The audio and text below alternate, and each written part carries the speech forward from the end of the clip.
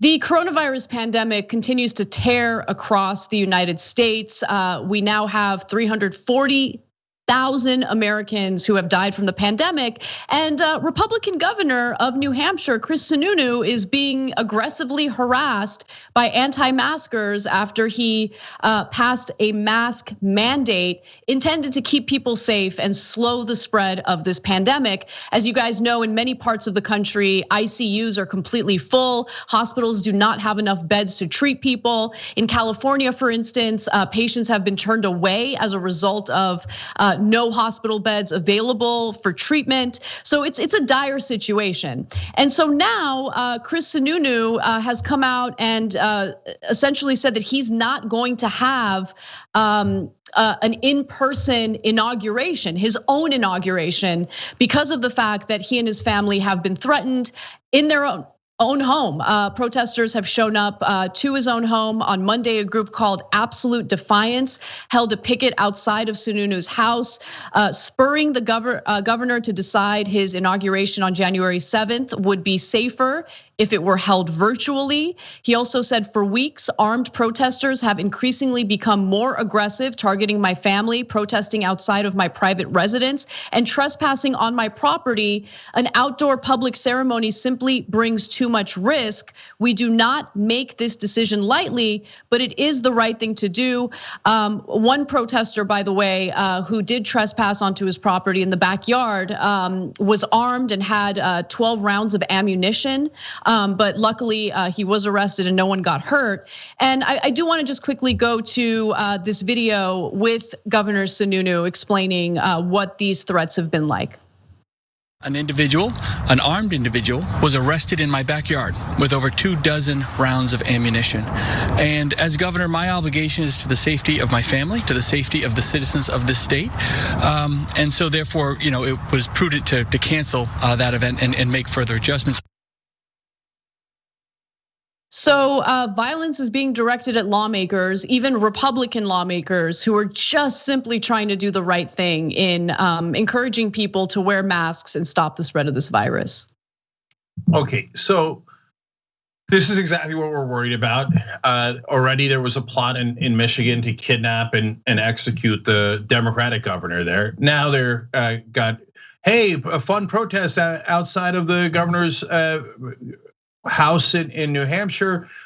This is why I tell you, don't go to people's houses, because you might have good intentions, but you don't know who's gonna show up. Okay, so they go to the house and oh, look, there's a guy in the backyard with a weapon, fully loaded with lots and lots of ammunition.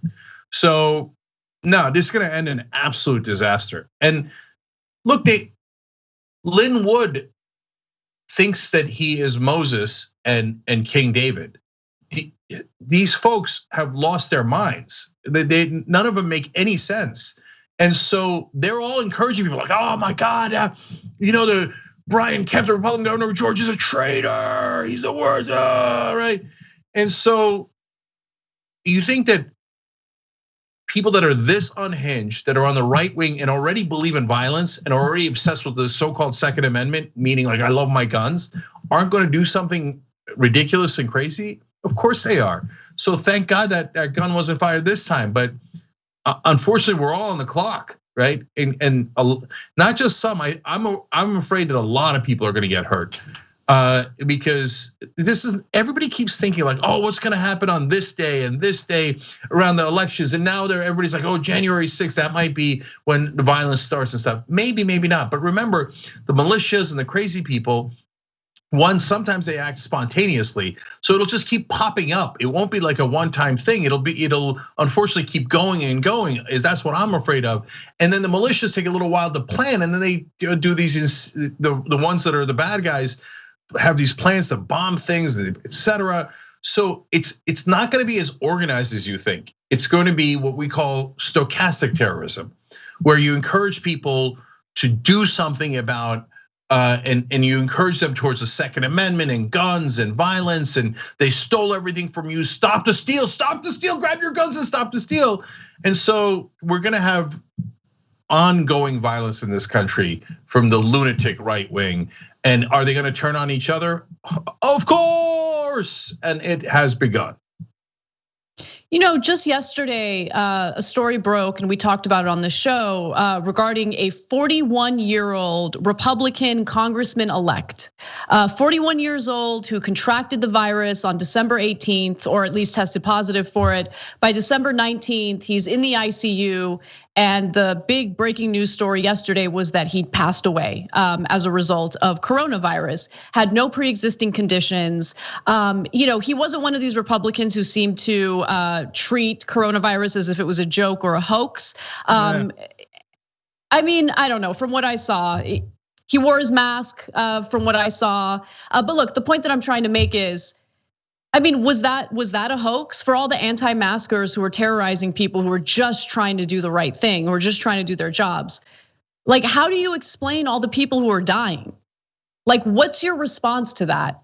Like, I get the anger by people who have lost their small businesses or lost everything that they've saved as a result of this pandemic, and because they haven't gotten the relief that they need from members of Congress. I understand that rage, but this is specifically about wearing masks.